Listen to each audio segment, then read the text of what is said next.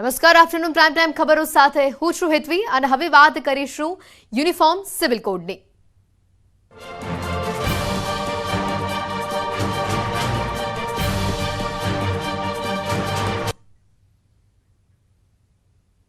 વિધાનસભાની ચૂંટણી પહેલા ભાજપનો માસ્ટર સ્ટ્રોક સામે આવ્યો છે। સમાન નાગરિક ધારા અંગે જે રીતની આ વિગતો સામે આવી રહી છે, વિધાનસભાની ચૂંટણી પહેલા ભાજપનો આ માસ્ટર સ્ટ્રોક સામે આવ્યો છે।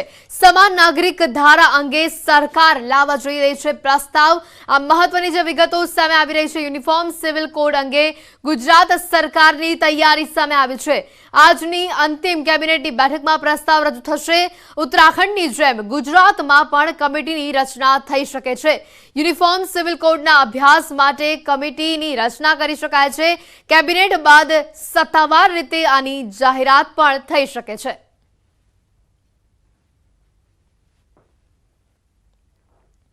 યુનિફોર્મ સિવિલ કોડ અંગે રાજ્ય સરકારની જે તૈયારી છે તે સામે આવી છે। ગુજરાત સરકાર તેને લઈને પ્રસ્તાવ લાવશે તેવા સમાચાર આવી રહ્યા છે। આજની અંતિમ કેબિનેટની બેઠકમાં પ્રસ્તાવ રજૂ થઈ શકે છે। યુનિફોર્મ સિવિલ કોડના અભ્યાસ માટે કમિટી પણ રચાઈ શકે છે। કેબિનેટ બાદ તેની સત્તાવાર રીતે જાહેરાત થશે। સામાજિક કાર્યકર કાજલ હિન્દુસ્તાની અમારી સાથે ફોન લાઈન ઉપર જોડાઈ ચૂક્યા છે। કાજલજી, સ્વાગત છે આપનું ન્યૂઝ 18 ગુજરાતીમાં। કાજલજી, જે રીતે ઉત્તરાખંડની જેમ અહીંયા પણ ખાસ કરીને જે રીતની વાત આવી છે યુનિફોર્મ સિવિલ કોડ અંગે રાજ્ય સરકારની જે તૈયારી સામે આવી છે, શું કહેવું છે આપનું આ મુદ્દે?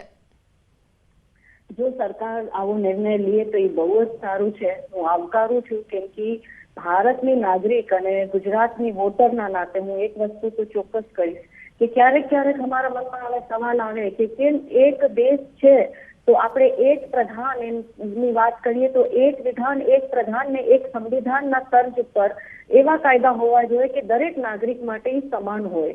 જે એક તબકો છે એના માટે અલગ કાયદો ને બીજા તબકા માટે અલગ કાયદો, તો એ કોઈ પણ લોકતાંત્રિક દેશમાં ઉચિત નથી।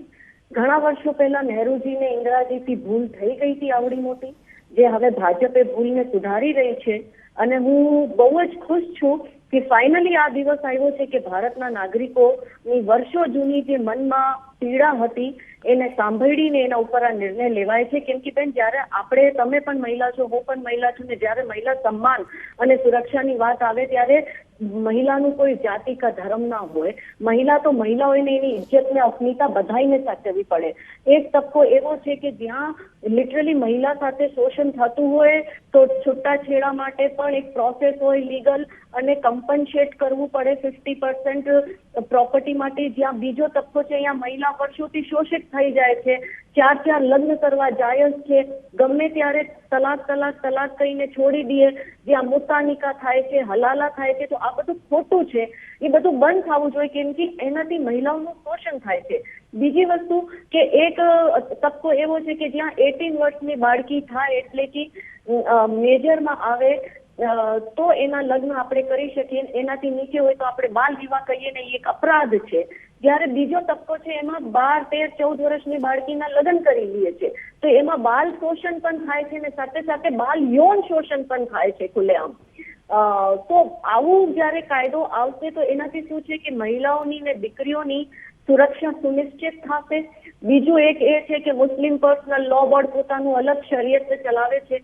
એક તરફ એ લોકો સેક્યુલરિઝમની વાત કરે છે અને બાબા સાહેબના સંવિધાનની વાત કરે છે, તો આ દેશ જો સેક્યુલર કન્ટ્રી છે તો નિયમ પણ બધા માટે સરખા હોવા જોઈએ ને। એવું તો નથી ને કે એક તબકો વિશે ઉપરથી પ્રાઇવેટ પ્રિવિલેજ પાસ લઈને ધરતી ઉપર આવ્યો છે ને એની પ્રિવિલેજ પાસ છે એટલે એને અલગ જ ટ્રીટમેન્ટ મળશે, એવું તો નહીં ને બેન। આપણે બધા નાગરિકો છે એને એક જ દેશના નાગરિક છે ને બધા ટેક્સ ભરે છે, તો એ જ વિચારે ને કે બધાને સમાન રીતે રાખે।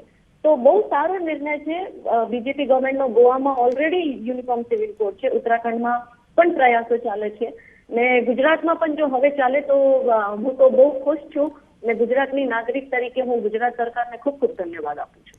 બિલકુલ કાજલજી, આપનો આભાર ન્યૂઝ 18 ગુજરાતી સાથે જોડાવા બદલ। યુનિફોર્મ સિવિલ કોડ અંગે જે રીતના આ સમાચાર આવી રહ્યા છે, ગુજરાત સરકાર તેને લઈને પ્રસ્તાવ લાવશે, તેની સત્તાવાર જાહેરાત આજે થઈ શકે છે।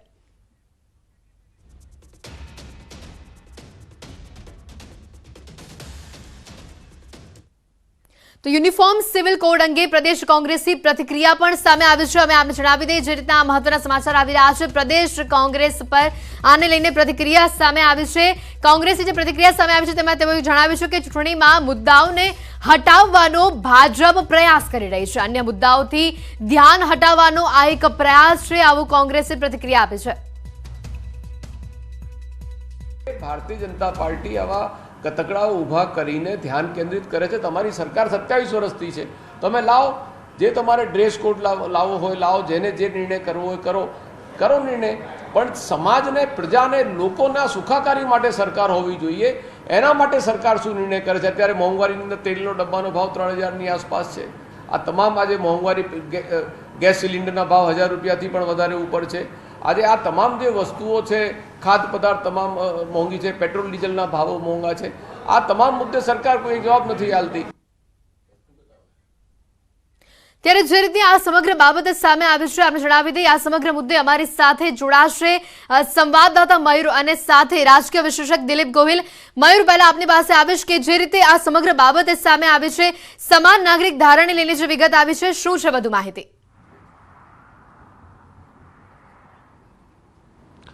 जी बिल्कुल, भूपेन्द्र पटेल सरकारनी आ छेल्ली केबिनेट है ने छेल्ली केबिनेट बैठकनी अंदर भूपेन्द्र पटेल सरकार है एक माइलस्टोन निर्णय है ते करवा जई रहेली है अने पोताना नामे आ माइलस्टोन ए मूकवा जई रहेली है। ते ज कारणोसर जे छे ते आ जे यूनिफॉर्म सिविल कोड भारत में समान नागरिक संहिता अमल अनी जे निर्णय है ते अंगेनी जे संशोधन माटे मनी जे कमिटी है तेनी रचना करवामां आवशे। एटले के राज्यनी अंदर कई रीते लागू करी शकाय ते माटे केवा प्रकारे व्यवस्था गोठवी शकाय, आ तमाम मुद्दाओ लग्न, तलाक, उत्तराधिकार, बाळक दत्तक लेवा आ तमाम बाबतोनी अंदर भारतनी अंदर विविध समुदायों तेमज धर्म अने आस्थानी अंदर विश्वास राखता अलग अलग धाराधोरण अने नियमों छे। तो गुजरातनी अंदर कई रीते आ समान धारो छे ते लागू करी शकाय अने ते माटे केवा प्रकारे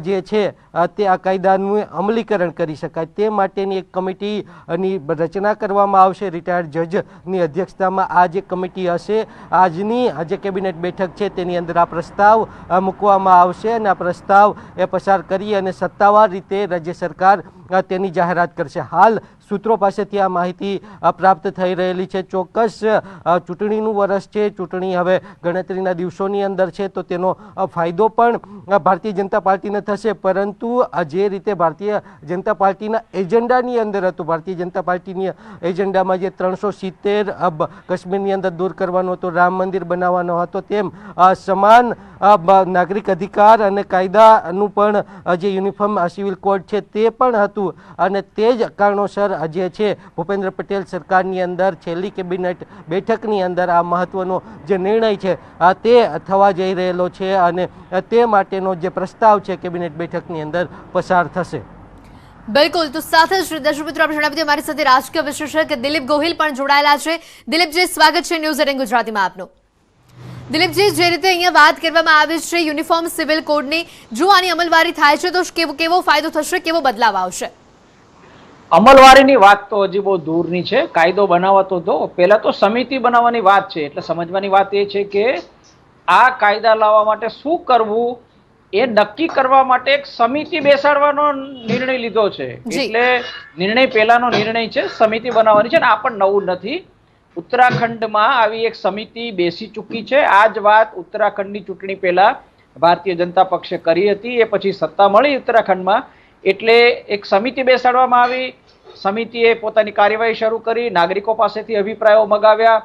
આ સમિતિના સભ્યો ગોવા જઈને અભ્યાસ પણ કરી આવ્યા છે, એટલા માટે કે ગોવામાં એક સિવિલ કોડ છે, એને ઘણા લોકો ભારતનો એક સિવિલ કોડ ગણે છે અને રાજ્યનો છે, પણ નિષ્ણાંતો એમ કહે છે કે એક ગોવાનો સિવિલ કોડ છે અને અહીં પોર્ટુગીઝનું રાજ હતું 1880ની આસપાસ કે એની પહેલા પણ આ કાયદો ત્યાં લાગુ કર્યો હતો। એટલે એ સિવિલ કોડ છે ખરો, સમાન નાગરિક ધારો છે ખરો, પણ એક ગોવાનો છે અને ગોવાના પ્રકારે અને પોર્ટુગીઝમાં જે લાગુ પડ્યો હતો એને આધારે અહીં લાગુ કરવામાં આવ્યો હતો। ને એમાં પણ પ્રોટેસ્ટન્ટ માટે કંઈક, કેથોલિક્સ માટે કંઈક, એ રીતે હિન્દુઓ માટે પણ કંઈક અલગથી એક્સેપ્શન, એ બધી બાબતો હતી।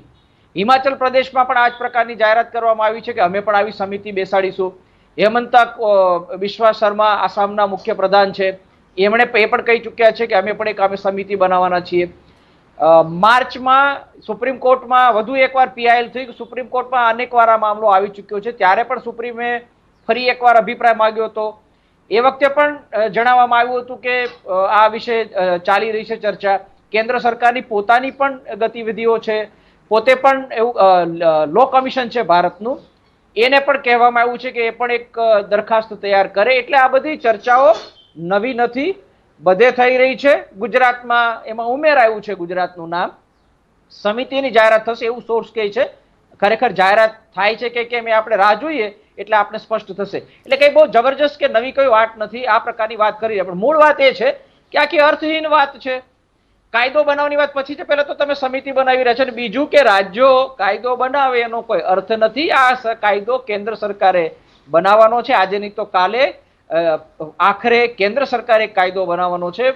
આપણું જે પ્રિન્સિપલ ડાયરેક્ટિવ છે, એટલે કે બંધારણ આપણે ઘડ્યું ત્યારે કેટલાક કાયદાની વાત થઈ હતી, પણ એવું કહ્યું હતું કે જે નવી સરકારો આવે અનુકૂળતાએ આ પ્રકારના કાયદા કરે. એમાં આ નાગરિક ધારો પણ હતો કે જ્યારે સાનુકૂળ સ્થિતિ હોય ત્યારે ભારતમાં પણ આ કાયદો લાગુ કરવાનો છે. એ સૈદ્ધાંતિક રીતે નક્કી થયું હતું. એટલે જ્યારે સમય આવે ત્યારે કરો. સમય ક્યારે આવશે આપણે બહુ સમયથી રાહ જોઈ રહ્યા છીએ. એટલે એ સમય ક્યારે આવે ને કેન્દ્ર સરકારે જ મૂળભૂત રીતે આ પાસ કરવાનો છે, અને ગમે ત્યારે થઈ શકે છે. 2024 પહેલા થઈ શકે છે, કારણ કે 2 મુદ્દાનો ઉકેલ આવી ગયો છે ભાજપ માટે જે મુખ્ય હતા. આ ત્રીજો બાકી છે, પણ એના પહેલા એક ટેસ્ટ કરવા માટે જુદા જુદા રાજ્યોમાં આને ટેસ્ટ કરવામાં આવી રહ્યા છે. લોકોના અભિપ્રાય માંગવામાં આવી રહ્યા છે, અભ્યાસ કરવામાં આવી રહ્યા છે. કારણ કે આમાં જે રિએક્શન આવવાનું છે એ હિન્દુઓનું આવવાનું છે. જે ભાજપની વોટ બેંક છે એમાંથી રિએક્શન આવે છે, એટલે રિએક્શન જાણવાની કોશિશ છે. આ મુદ્દો તો છે જ, અને બાકીના જે અલગ અલગ ખ્રિસ્તીઓ માટે અલગ કાયદો છે, મુસ્લિમ માટે પર્સનલ લો બોર્ડો છે, આપણું હિન્દી કોડ બિલ પણ છે, બધા માટે અલગ અલગ છે. પારસીઓના પોતાના કાયદા છે, એ સમાન લાવવાનો છે. ત્યારે બાકીના ધર્મોનો વિચાર તો કરવાનો છે, બાકીના ધર્મના અનુયાયીનો તો વિચાર કરવાનો છે. હિન્દુઓનું શું રિએક્શન આવે એટલે મને લાગે છે એક એક્સરસાઇઝ છે.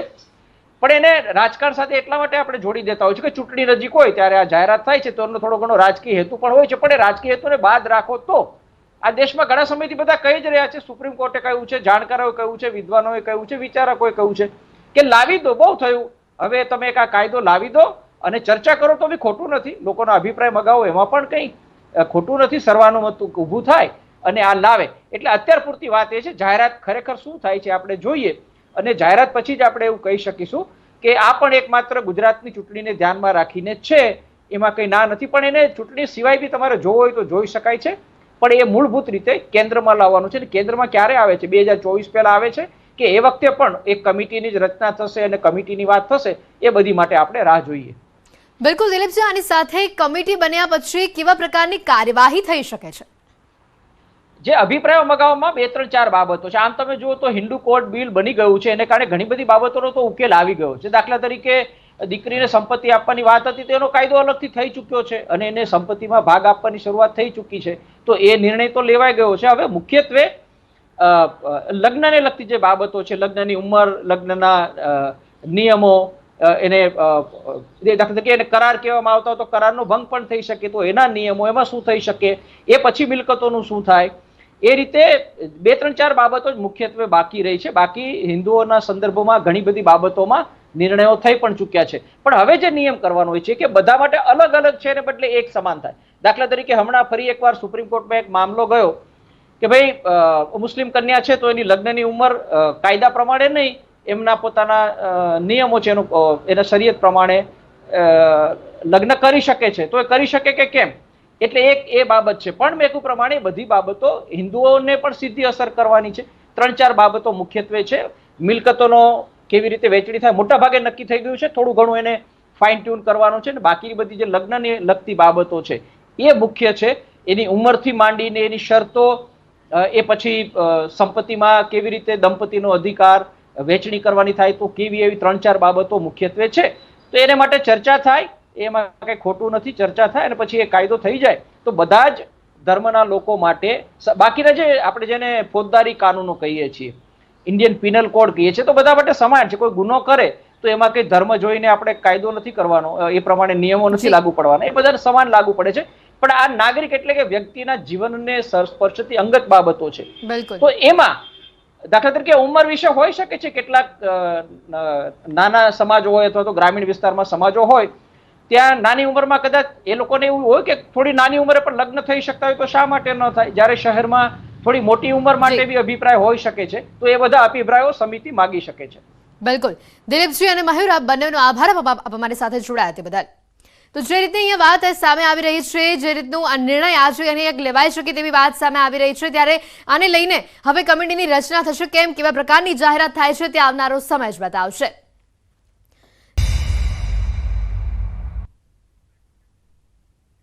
તો બ્રેક બાદ આફ્ટરનૂન પ્રાઇમ ટાઈમ ખબરોમાં આપનું સ્વાગત છે. આગળ વાત કરીએ તો મહત્વના સમાચાર આવી રહ્યા છે. ચૂંટણી નજીક આવતા સમયે આમ આદમી પાર્ટીએ જનતા પાસેથી અહીંયા વાત કરીએ, આમ આદમી પાર્ટીએ સીએમ ચહેરા માટે સૂચનો માંગ્યા છે જનતા પાસેથી. ઘણા જ મહત્વના સમાચાર આવી રહ્યા છે. અરવિંદ કેજરીવાલ દ્વારા નંબર પણ જાહેર કરવામાં આવ્યો છે. આ ઘણા જ મહત્વના સમાચાર મેં આપને બતાવી રહ્યા છે. આમ આદમી પાર્ટી જનતા પાસેથી મુખ્યમંત્રીનો ચહેરો જાણવા નંબર જાહેર કર્યો છે. અરવિંદ કેજરીવાલે નંબર તેમજ ઈમેલ આઈડી જાહેર કરી લોકોને તેમના મંતવ્યો જણાવવા કહ્યું છે. આગામી 3 નવેમ્બર સુધી લોકો પોતાનું મંતવ્ય જણાવી શકશે. हम गुजरात की जनता से पूछना चाहते हैं कि आप बताइए कि गुजरात का अगला सीएम कौन होना चाहिए. हम इसके लिए आज जनता की राय जानने के लिए एक नंबर जारी कर रहे हैं. 3 तारीख की शाम को 5 बजे तक ये चालू रहेगा और 4 तारीख को जो भी नतीजे आएंगे हम गुजरात के लोगों के सामने रखेंगे कि गुजरात के लोग अपना अगला सीएम किसे बनाना चाहते हैं. आफ्टरनून प्राइम टाइम खबरों में અત્યારે બસ આટલું જ. રજા આપશો. નમસ્કાર.